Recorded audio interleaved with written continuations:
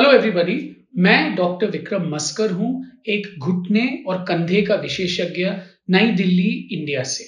और आज हम बात करने वाले हैं डिस्लोकेटेड नी, मतलब उखड़े हुए घुटनों के बारे में। ये क्या होता है, ये क्यों होता है और इसका ट्रीटमेंट क्या होता है।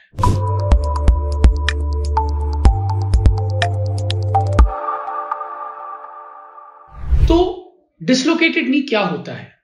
तो पहले हमें समझना होगा कि घुटना जो है वो क्या है। घुटना 3 हड्डियों का मिलन है, जहां पे थाई की हड्डी, लेग की हड्डी और कटोरा आगे की तरफ, जहां पे वो मिलते हैं उसी को घुटना बोलते हैं। इन तीनों हड्डी को एकजुट रखने के लिए भगवान ने हमें 4 रस्सियां दी हैं, जिनको हम स्नायुबंधु या लिगामेंट बोलते हैं। एक आगे की तरफ, एक पीछे की तरफ, एक अंदर की तरफ और एक बाहर की तरफ। आगे और पीछे वाली घुटने को आगे पीछे जाने से रोकते हैं। अंदर और बाहर वाली जो है घुटने को ऐसे ऐसे जाने से रोकते हैं। जब एक से ज्यादा रस्सियां टूटती हैं तो घुटने का संतुलन बिगड़ जाता है। क्योंकि एग्जाम्पल अगर मैं आपको दूं, अगर आपकी गाड़ी में 2 टायर पंक्चर हो गए तो क्या होगा? एक टायर से भी संतुलन बिगड़ती है, पर आप थोड़े डिस्टेंस चला सकते हो, पर जब 2 टायर चले जाए तो बिल्कुल रोकना ही पड़ता है। वैसे ही जब 2 रस्सियां टूटती हैं तो घुटने का संतुलन पूरा बिगड़ जाता है, तो ये यहां वहां जाने लग जाता है। तो घुटना डिस्लोकेट क्यों होता है?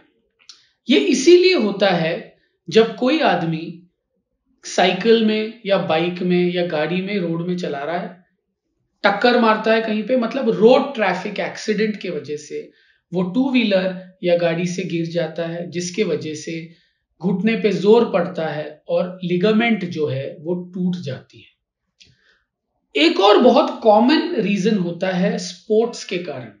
तो जो लोग खेल कूद में उतावले हैं, खेलते हैं रेगुलरली, तो चोट लगने की पूरी चांसेस है और रस्सियों के टूटने के पूरे चांसेस है, और घुटना जो है वो डिस्लोकेट हो सकता है उनके वजह से।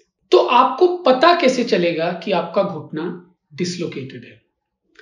मेन सिम्टम या आसार वो है दर्द।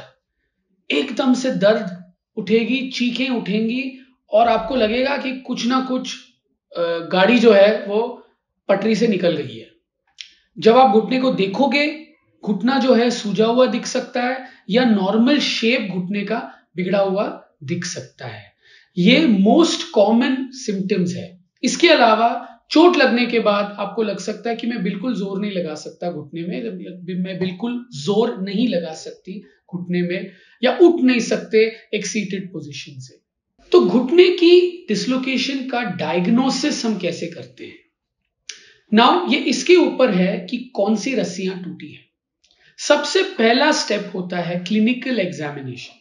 तो जब आप क्लिनिक, कोई स्पेशलिस्ट के पास या इमरजेंसी डिपार्टमेंट में जाते हो, वो डॉक्टर वहां पे आपके घुटने को एग्जामिन करता है। वो देखता है कि घुटने की संतुलन कहां कहां बिगड़ी है। उससे उसको कुछ ना कुछ आइडिया आ जाता है कि कौन सी रस्सियां टूटी है। इसके बाद एक डिस्लोकेटेड घुटना जो है वो एक्सरे में भी काफी आसानी से पहचान सकता है आदमी। एक्सरे में यह दिखाई देता है कि एक हड्डी जो है उसकी रिलेशनशिप दूसरी हड्डी से बिगड़ा हुआ है। तो आपको पता चल जाता है कि आपको हड्डी को अपनी जगह पे वापस ले आना है। कभी कभी ये अपनी जगह से हिल के वापस आ जाता है, तब एक्सरे आपका नॉर्मल दिख सकता है। तो हम एक टेस्ट करते हैं, स्ट्रेस एक्सरे। मतलब आप थोड़ा जोर लगाते हो कहीं डायरेक्शन में और आप देखते हो कि घुटना जो है उस डायरेक्शन में कितना खुलता है। उससे भी आप अनुमान लगा सकते हो कि कितने और कौन सी रस्सियां टूटी है। अल्टीमेट इन्वेस्टिगेशन होता है एमआरआई, जो सबसे बढ़िया इन्वेस्टिगेशन है यह पता करने के लिए कि कितने रस्सियां टूटी है। तो इसका डायग्नोसिस जो है क्लिनिकल एग्जामिनेशन से लेके एक्सरे और एमआरआई तक जाता है। इंपॉर्टेंट चीज सबसे है कि अगर घुटना डिस्लोकेटेड है, स्पेशली जब हड्डी जो है ये पीछे की तरफ चली जाती है, पीछे खून की नलियां होती हैं। कभी कभी इसके पीछे जाने की वजह से खून की नलियां पे दबाव पड़ सकता है और ब्लड फ्लो जो है नीचे की तरफ वो रुक सकता है। वो एक डेंजरस सिचुएशन है। तो इंपॉर्टेंट है कि डॉक्टर आपका पल्स चेक करे। कभी कभी एक डॉपलर टेस्ट होता है अल्ट्रासाउंड की तरह, देखने के लिए कि खून का फ्लो ठीक है कि नहीं, क्योंकि अगर ये रुक गया हो तो ये एक इमरजेंसी हो जाता है सर्कुलेशन को वापस ठीक करने की। इसको प्रिवेंट कैसे कर सकते हो?